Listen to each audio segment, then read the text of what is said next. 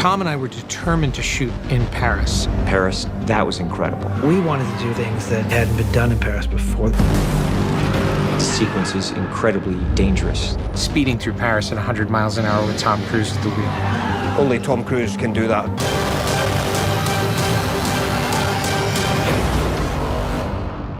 I love movies. I grew up watching so many great films that were made in Paris. To be able to go there to celebrate a city of cinema, it's very rewarding. We wanted to do something that really showcased the city. We are under the city, in the city, over the city. You see every possible corner of Paris in this chase. We had watched a short film called Rendezvous. There's a chase that was inspired by Rendezvous.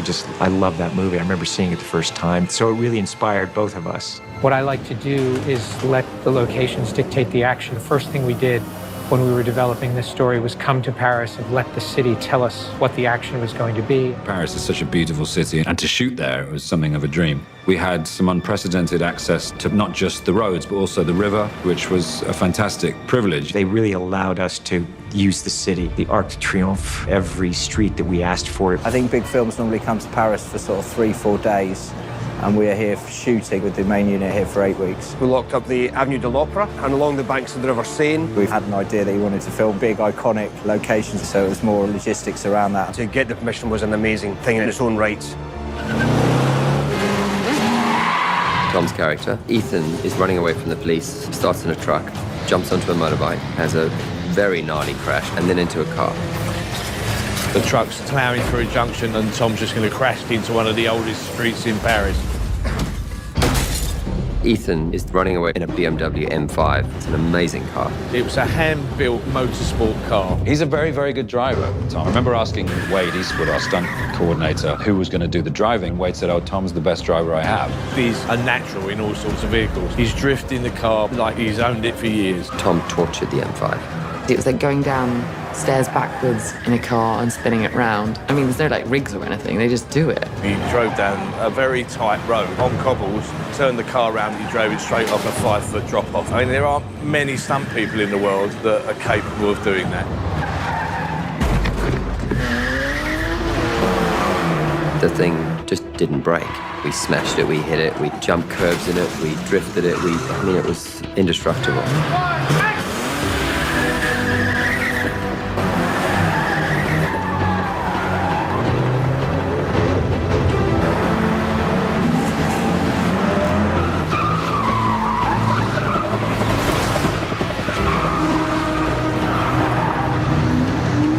All the reactions you see of us in the car are real because we are spinning around doing handbrake turns, and it's such a treat to be able to actually do that stuff.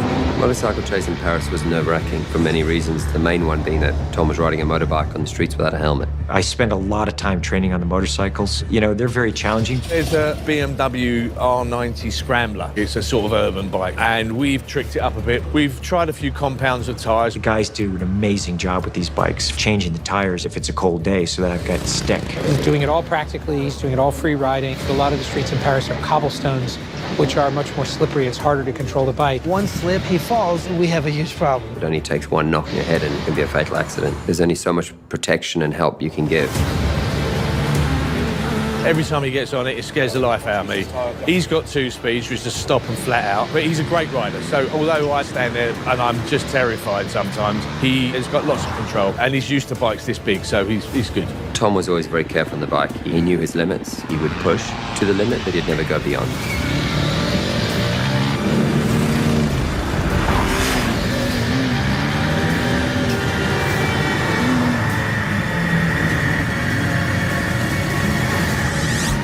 It's not a city that's known for closing things and bringing a major film of this scale into the city. We shut down the Arc de Triomphe, which has never been done before. They actually said no a whole bunch of times. In the film industry, we don't take the first, second, or third no. And we kept kind of asking, and finally we said, well, what if we just asked for an hour? There was only one day in the spring they were closing the Arc de Triomphe. We took it. The city of Paris gave us control of the Arc de Triomphe from 6 in the morning until 8 in the morning. By the time the sun came up, that gave us about an hour to do all of the shooting that we had. I'll show you the exit. All right, buddy, you got it?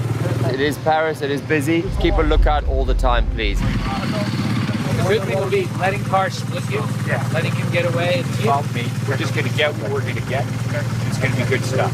Thank you. Yeah, we get. Let's go. Let's shoot. When the clock struck, we loaded all our vehicles in and shot with as many cameras as we could. I had 20 police cars, plus 60 cars, plus all the motorcycles. Just moving that amount of vehicles through a city like this is difficult. Tom drives the wrong way against traffic around the Arc de Triomphe. It's just going head-on into traffic and flat out. The sequence that McHugh designed, he just pulled out all the stops. We had an hour, so what we needed was efficiency. We had 4 lanes of traffic, stunt guys all doing this sort of different spacing, all going around. Tom would come weaving through on the bike. If one stunt guy got it a second wrong, it would then involve Tom being in a huge crash at that level, at that speed. You had to be so calm in order to do these things.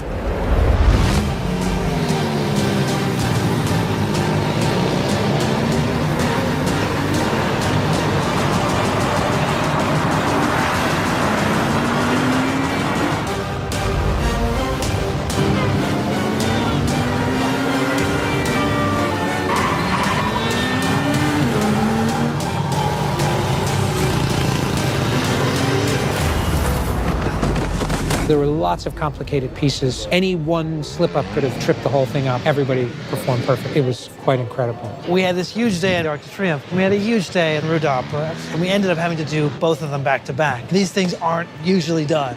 This was an impossible day, and you have proved that nothing is impossible with Mission Impossible. You walk away floating on clouds because you pulled off what seemed not possible. We shot as quickly as we could, had no idea what the footage looked like, and what we captured was pretty spectacular. Nobody is ever going to believe you did it. They can call me and I'll tell them. It's a hell of an achievement to doing a Mission Impossible movie in Paris with cars, bikes, boats, and trucks. Doesn't get better, really. Pretty convinced if this crew needed to put somebody on the moon, they could do it.